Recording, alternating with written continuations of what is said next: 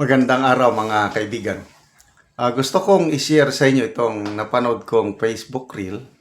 Yung Congressman Terry Ridon, tinatanong niya si DA Secretary Teo Laurel tungkol sa import allocation ng pamilya ni Congressman Toby Chanco. Parang lumalabas na gusto nilang palabasin na may conflict of interest itong si Congressman Toby Chanco sa pag-i-import ng galunggong. ang issue po is flood control issue. Parang nalilihis na, napunta na ng galunggong issue. Para may palabas na yung credibility ni Congressman Chanco na isa sa mga nagre-reklamong kongresista, masira. Kaya lang, alam nyo, you can never put a good man down. Napakaganda ang sagot ni DA Secretary Teo Laurel. 60 years na yung kumpanya ng Chanco family, nandyan na yung business, maganda ang performance nila, kaya napupunta sa kanila ang pinaka-biggest allocation ng importation dahil performance-based. Pato ngayon, na butata si Congressman Terry Ridon. Pakinggan natin ha. It's not about galunggong. It's not species specific. It's about total volume of seafoods landed. All right. Can you state for the record who are the owners of this The TBJ? family of the Tiangcos. Mr. Chair. Congressman Toby Chanco. Their family, kasi ang kumpanya na yan was owned by their parents. Do you not find any conflict of interest, Mr. Secretary, that the Chancos are importing the largest fishing agalunggong for this round? Well, if you want me to really comment on that, I think they deserve what they are getting. Wow. Because they are the pinakamalaking nilaland talaga eh. This is very scientific and everything, so wala ko nakikitang issue. Well, I'm stating it for the record because Congressman Chanco is actually a member of the Aquaculture and Fisheries Committee in the last Congress. Hindi ba? So you did not make conflicts of interest checks relating to this. Sa akin, I've been working in the industry for so long. Yung kumpanya nila is, their family has been fishing for more than 60 years. Wow. So, it's performance-based, Mr. Chair. So, technically, kung sino pinakamaraming nilan, recorded ng PFDA yan, nagbabawal ng buwis yan, so they should get the biggest allocation. But, Wow. Yeah. Grabe, no?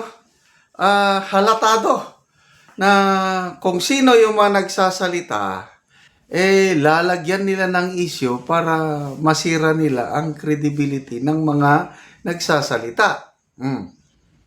So ano ngayon? Nasupalpal. Hindi nyo na po maloko ang taong bayan. Sa age of social media ngayon, madaling makilatis ang karakter ng isang public official kung matino siya o hindi. Nung una, hindi ko pa masyadong kilala yung Chanco. Ala lang, nanunan ko lang, campaign manager ng Alyansa. Wow, ganun lang. Inobserbahan ko lang siya nung bago mag-eleksyon. Kung nagsasalita, malumanay, and may kanya-kanya tayong, sincero kung nagsasalita. Sabi ko, okay tong tao na ito Walang yabang, lang. Ang gandang paliwanag niya. Lalo na nung after election, itong May 12, nung natalo ng Alyansa, nagpaliwanag siya bakit natalo. Yung pinilit daw nila na impeachment case ni Pipi Sara. Ay, sabi ko, ito ang tunay. May tapang. Nagpabibigay ng pangalan, dinidetilyan ng nangyari, yung bayaran. Sabi ko, ang galing. So, doon na, nagsimula na yung paghanga ko kay Congressman Toby Chanco. Hanggang ngayon, ito ng budget hearing, yung hinahanap niya yung small committee report na ayaw nilang ibigay. Tapos, nag-testify siya sa Blue Ribbon Committee ni then Chairman Senator Marcoleta, napakaganda yung presentation niya. Sabi ko, we need more public officials, more congressmen like Congressman Toby Chanco. Ito ngang balasahan sa Speaker of the House. Kung matutuo na ngayon na alis na si Romualdez, ang gustong-gusto ko, si Congressman Toby Chanco. Kasi, ano siya eh? Aliado siya ni Pangulong Marcos Jr. Ay magpinsan pa lang asawa nila. Tapos, accepted siya sa halos sa karamihan.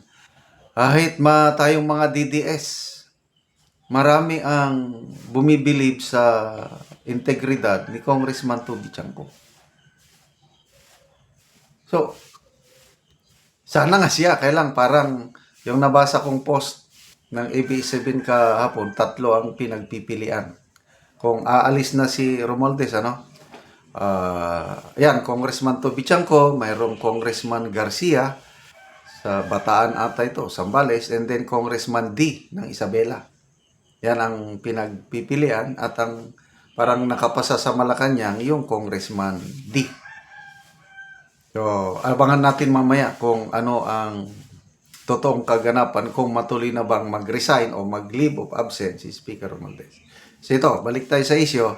You cannot put a good man down. Magbasa lang ako sa mga comments ha. James Mayo, sabi niya, pag nakita ko itong si Ridon ba ito, nag-flashback sa akin yung mga member ng Ninja Turtles. Diba? Walang pakialam ang tao dyan sa gulunggong na yan. Yung issue ng flood control ang hindi dapat matabunan. Tito Jim, hinahanapan na ng butas si Congressman Toby. Correct. Henry Yamson, ang kulit din nitong si Ridon na ito. Yung flood control, corruption in billions of pesos ang tumbukin. Nililihis mo sa galunggong. Galunggong ka. Mark Mateo, butata ka boy. Panga. Almost 60 years na pala ang company nila. Wala ka pa. Sa tubig ka pa boy. Panga, Ridon. Hindi pa siya naipanganak. Kasi bata pa itong si Ridon. Nandyan na ang mga tiyang ko nagninegosyo sa isda. Kaya, salamat kay DA Secretary Teo Lauren na nagsabi sa kung to, dinipensahan niya ang dapat dipensahan. Kaya, all out support tayo kay Congressman Toby Chanco. Isa siya sa mga matitinong mambabatas na may malasakit sa ating bansa. Salamat mga kaibigan sa inyong pagsubaybay sa ating channel. Nakakatulong kayo ng malaki sa tribong Talandig ng Bukidnon. Ang sweldo natin sa channel na ito, pantulong natin sa tribo.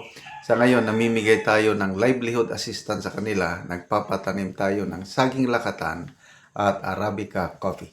Panoorin niyo ang video na ito. Ako sa area sa Kapihan ni Enrico Hagingan.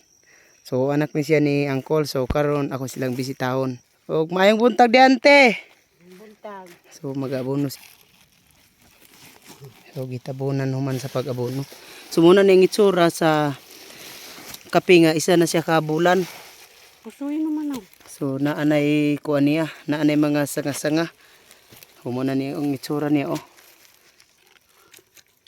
Ay, ulabi. Man sa pag-abono tarong ang gyud og kanang tabon para nga mas dali mo suyop ang kape.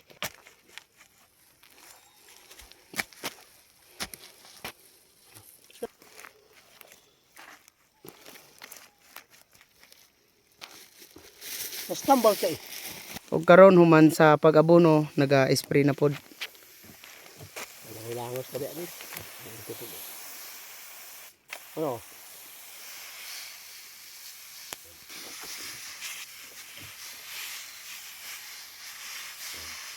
Ano yung sirup?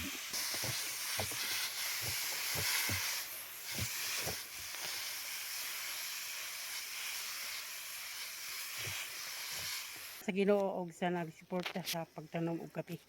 Oo. Salamat. Sa akong anak kasi. Sa akong salamat. Nag-abono sa tanom sa akong anak kay tuwa siya sa talak karon. Kami na nagmintin ani sir way problema. Magpadayon ang mga tabang sa nagtabang niini. Kita ko katabi Oo. sa akong anak. Kasi pagkaroon Mm. pag-iisak na. Kaya wa pagod ang trabaho karon. Kaya Mm. siya sa operasyon. Gikan man tong gitabangan nimo nga. So salamat kay Auntie dia. Salamat.